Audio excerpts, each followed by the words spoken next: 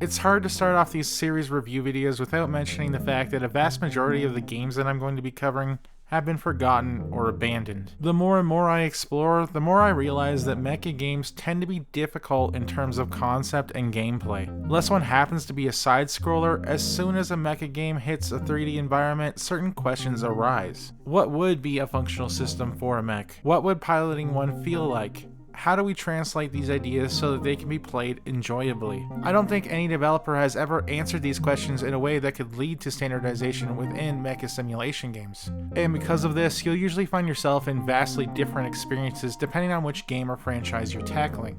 Gungriffon answered these questions in a serious way, but not through its story, instead through its gameplay and controls. Every one of these games has a very unique way of using the standard controllers that come with each system. However, this was likely alienating newer players as well. Still, the series never gave up with its chosen answer to these questions. And yes, this likely led to the series' evaporation, but in the very least, left the world with a set of amazing games waiting to be unearthed as time went on. So with this video, I present you with the Gungriffon series fully.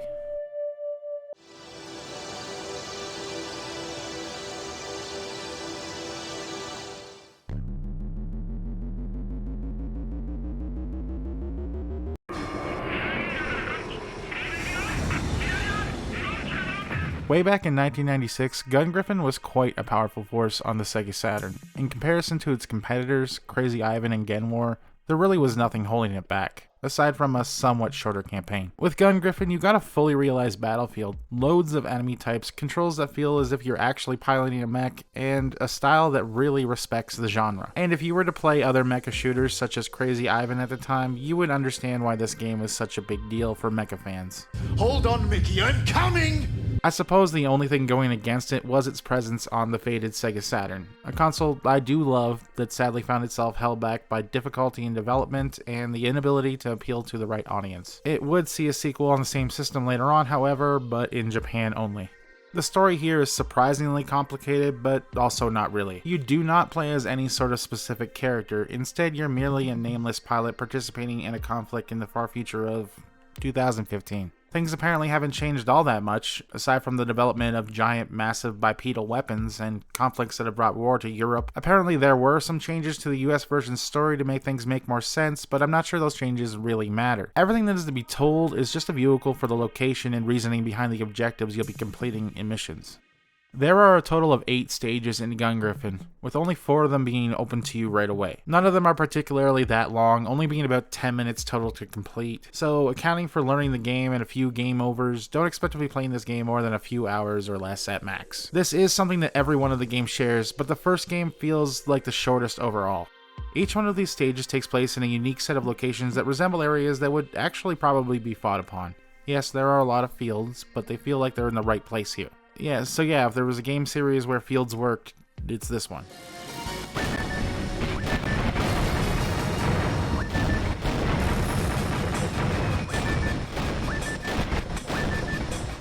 You can see that Game Arts really wanted it to feel as if you were fighting on an actual chunk of a battlefield. Amazingly, there are weather conditions here too, like snowfall, and if it happens to be night, day, or dusk, you're going to be changing up tactics or finding new ways to conquer whatever stage you're at. And trust me, there's no one way to tackle any stage. A lot of tactics that work in one stage do not work in another. So even though this game isn't that long, do expect to be keeping on your toes the entire time. One of the best things about Gungriffon is the very thing that might also deter people from playing it. Like many other games on the Saturn, the control scheme here is wickedly complicated. For some reason, developers didn't like wasting the controller with this system, likely due to so many Genesis games not really using too much of it. But I'm sure that there are plenty that do. Every action is tied to a different button, with forward and backward acceleration being tied to 2 of them. This does mean that if you're looking to just drop into the game and shoot some tanks and rival mechs, you're not going to be able to do that immediately. But if you are looking for a mecha simulation experience, you will be absolutely having that here. I'm not going to lie, I had a lot of trouble learning the controls at first. You can do everything from switching out weapons, firing, jumping, accelerating, deaccelerating, and even night vision from the get-go. Using the D-pad to aim rather than move and not being able to strafe really threw me off. However, after taking the time to learn everything, I found myself understanding why everything is like this. This is, first and foremost, a vehicle simulation, but instead of a tank or something, it's a massive bipedal mecha. There is a scoring system here, but there isn't anything to unlock from it. Quick and efficient gameplay will basically reward you with a classic 3-character entry on a score screen, but nobody's ever going to see it, so the value of a feature like that is a little bit dubious. You won't be changing loadouts or mechs at all either. What you have from the start is what you need to learn to use throughout the entire game. It isn't bad though, as Gungriffon features some effective and unique weapons that I personally never got bored of. Then again, how could you with a game that you can basically beat in about 2 hours? Then again, even if it was longer, I think that a few solid weapons are better than a bunch of janky ones. Lastly, I have to say that Game Arts really nailed the sound design here. Movement and firing are both appropriately thunderous, aiding Gungriffon's simulation aspects very nicely. I do have to say I really enjoyed the soundtrack as well. Everything here feels like a late 80s anime, which has an odd way of lending to the action at hand without being obnoxious or overly energetic. Even if I was to take away my love for the Sega Saturn, I really enjoyed Gungriffon. It's unique and it can be hard, but it never pushes things into the realm of frustration outside of perhaps a few protection missions. And it certainly looks amazing, which is a huge bonus. I'm a massive fan of what was done here, and piloting a mech through sunny European farmlands was surprisingly welcome. Mission complete.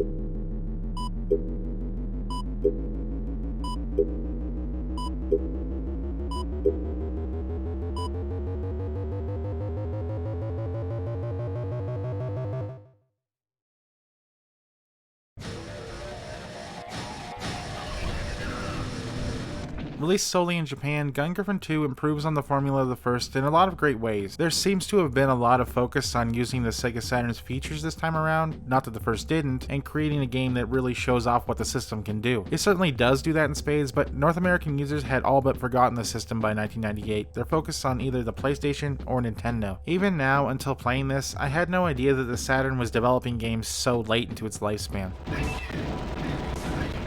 Being a Japanese exclusive, there is no way that I can understand anything going on here. I do know that the game takes place in the same year as the first, but everything else is going to have to be left up to the imagination if you're an English speaker such as myself. Luckily, the in-game interface is in English and similar enough to the original that it isn't too hard to get in this game if you've played the original Gungriffon. The feature set with Gungriffon 2 is quite extensive, especially in comparison to the first. There was an online mode here, but sadly in 2003, it's an impossibility for someone in North America to even hope to take advantage of this. However, it does lend way to a few extra modes that allow for AI teammates and versus battles. So you can have a multiplayer-esque experience still experience an emulation of what you might have had with the second player. There is a survival mode as well where you can compete against the scoreboard for a higher score, but again, something like that is pretty dubious when it comes to value. I can see people having fun trying to use it to practice for the main game, however, and I certainly can't complain about an extra mode.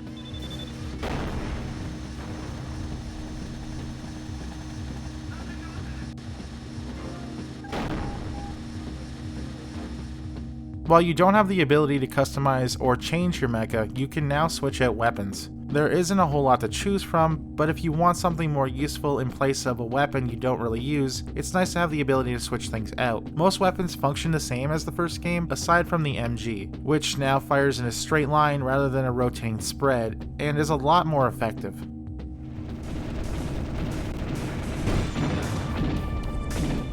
One of the biggest changes in Gungriffon 2 is the graphics.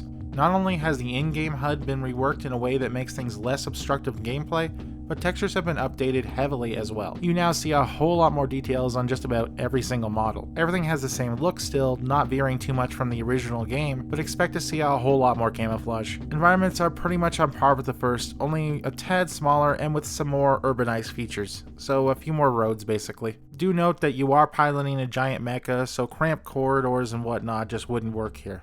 Sound-wise, Game Arts opted for a more rock and roll approach, which is fine, but I didn't enjoy the soundtrack as much as I did the first. I think it evokes a sense of speed and action that isn't exactly reflected too well in the gameplay. You expect to be doing a lot of crazy acrobatics and speedy maneuvers, and while some of that does happen at times, you'll be playing what is essentially a vehicle simulation still. And this isn't no Gran Turismo. Everything else about Gungriffon pretty much goes unchanged. You're still getting almost exactly the same control scheme here. For some this might have been a bad thing, but for me, I enjoyed the complication. I liked feeling like I was actually piloting a sophisticated piece of weaponry. and I wouldn't be too surprised if the Gungriffon control scheme might have inspired something like Steel Battalion down the road. Gungriffon 2 is a bigger, badder version of Gungriffon, and it takes full advantage of the Saturn hardware in ways that I don't think a lot of people actually get a chance to experience. Of course, if you do want to try this, just don't let the Japanese text scare you away. It's a solid game, even for us English speakers.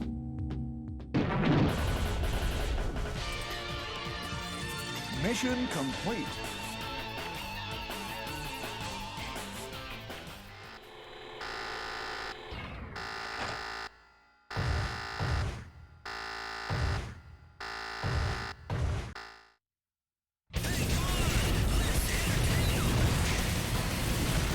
Believe it or not, I've played this game long before writing this review. Somewhere deep in the gray matter behind my eyes, there are memories of me spending long nights grinding out its vast selection of unlockable weapons and models. But playing it now, I don't think I realized just how grindy the entire game actually was. Compared to Gungriffon 2, Blaze takes as many steps back as it does forward. All of the multiplayer and AI teammate modes have been stripped, as well as the survival mode. Instead, the entire focus is on creating a solid single-player experience, only the previous games never really lacked that in any way.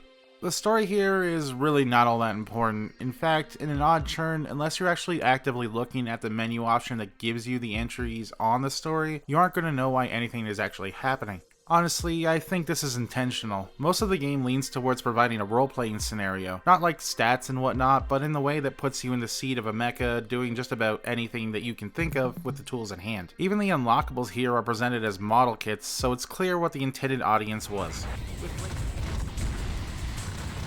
With Blaze, you're still getting the small selection of stages, with advanced versions of every stage to be unlocked. It is short, but the focus here is mastering the controls and situations so you can rack up a higher score. And hey, the score system here isn't useless. You'll now be unlocking a huge amount of components and weapons to play with. As well, there's also a few extra mecha for you to use, though there's only 3 of them and they're all sort of disappointing.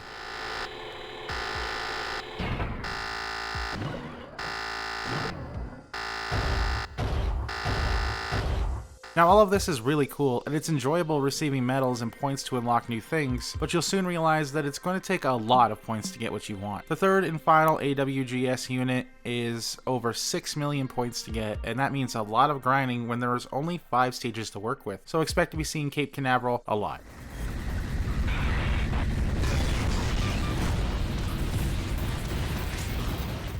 Blaze does not retain the same control scheme as the previous games, but it does use the PS2 controller in its own unique way. Here you'll be using both thumbsticks with the left for aiming and the right for movement. It takes a lot to get used to, especially if you're used to more standardized controls, and injects a lot more speed into the gameplay. Well, unless you're using the Type 9. All systems broken down. Once you're used to things, the controls can be almost as enjoyable as the original. The only problem is that strafing feels really unnatural as you're using the thumbstick for it. Turning motions are, of course, fine with the thumbstick, but moving left and right in a straight line just doesn't feel proper and brings movement to a halt every time you do it. And while you don't die especially fast in this game, it does make you a sitting duck. A really strange thing that the game does take away, that I sorely miss, is the radar. After playing the first, I really relied on the radar, and not seeing it here threw me off. Instead, you get sort of a detection module at the bottom of the screen, and it's just not very effective at all. As well, the supply helicopters from previous games have been removed completely. Now you just get power-ups through random drops. This isn't really bad, but it does lend to a more arcadey feel. Moving the game into the new millennium, obviously the graphics were going to be better. This game looks great, but the planar environments begin to show their age with the PlayStation. The system had better capabilities than this, and it's sort of a shame to see such sparse areas. Thankfully, you still get those war-torn sunny afternoons, and I'm happy with that. If there wasn't at least one stage where I'm taking down hundreds of enemy vehicles on a beautiful day, I wouldn't exactly call this a Gungriffon game. Still, a lot of effort has been made to do something special with Blaze, so now the game features completely destructible environments. This sort of thing is impressive for the time, and seeing as Red Faction didn't exactly do what it set out to do, I found myself somewhat giddy whenever I blast a hole in some wayward boulder.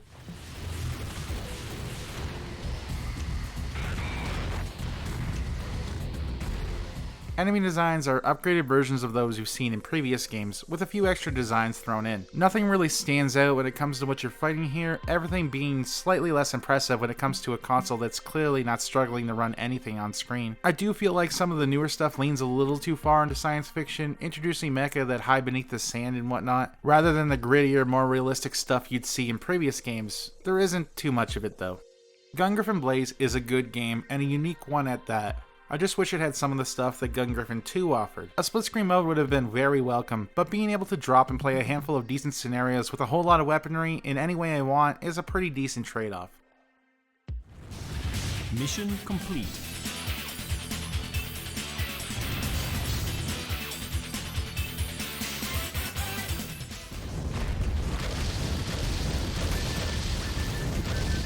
Released 4 years after Blaze, Gungriffon Allied Strike would find itself on the original Xbox. It isn't too surprising that this game would end up here, as there was a lot of love for Sega games on the system, and an active effort to bring a lot of Dreamcast titles to audiences with numerous re-releases at the time. A full return to the series seems just about right, sort of. Blaze had a lot of arcade elements with faster gameplay and a load of unlockables.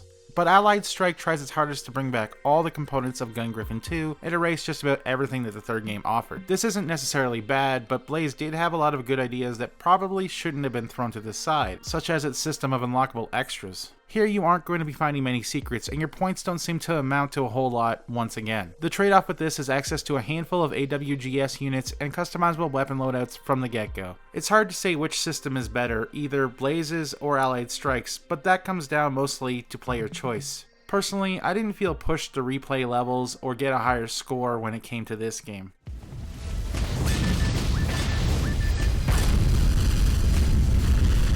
In Allied Strike, your AWGS certainly feels a whole lot more like it did in the first two games. You'll be thudding across battlefields, trading fire with an assortment of enemies that are lifted from the previous games. This time around, they all feel a whole lot more capable though. It only takes a few hits from them to bring you down. Because of this, you have to outmaneuver and strategize your every step. It's certainly a truer scenario if Giant Mecha actually existed, but the first games had players raining down hell on enemies when they even got half decent at the controls. Here, a single tank can polish off a third of your health if you don't take it down fast enough. This increases the difficulty exponentially, for better or worse. It's not like they weren't hard to begin with.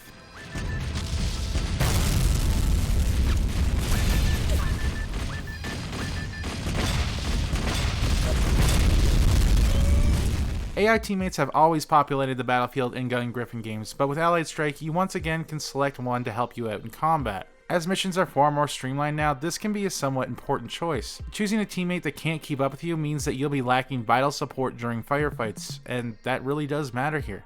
Controls have been changed once again, likely due to the unique layout of the Xbox controller. They aren't as difficult as any of the previous games and feature a more first-person shooter approach, rather than the simulation aspect that was presented before. This is okay, but I was really thrown off to find reloading was part of Allied Strike, and it did nothing but cause gaps in firing that hurt my playstyle. A great deal of effort has been put into making environments look far better than any of the other games, but they don't seem to follow the original design philosophy either. Being in a mecha, a massive militarized bipedal weapon, you need some space to move. But all you're going to find here is cramped up linear levels. This is a big change compared to the global conflict settings of previous games. It doesn't feel as if you're participating in a war, more like you're just playing a first-person shooter. As strange as a statement as that is, considering these are all first-person games, if you played them, you would know exactly what I mean by that. There are also more stages in Allied Strike, but they are significantly shorter. There is a huge focus on multiplayer here, with players at one point being able to get online or use the system link to play with one another. So my guess is that this was to allow far more structured missions that wouldn't stress systems or network connections. And yes, the single player is perfectly viable, but you'll be seeing the sign in failed text in the corner of the screen at all times, even in single player mode. Despite all the graphical improvements and a return to a similar style as the originals, I couldn't enjoy this game. Its linear structure, rigid missions, and overpowered enemies just ruin the entire experience. Every notch added here just shows how unbalanced it is in comparison to everything that came before. I was really hoping it would be good when I first started it, and I was really into it, but the more and more I played, the worse it got. I can imagine that it was made even just a little bit better with the Xbox system link, but I do not have two Xboxes, two copies of this game, or a friend to enjoy it with. Well, at least not one that would play a game such as this.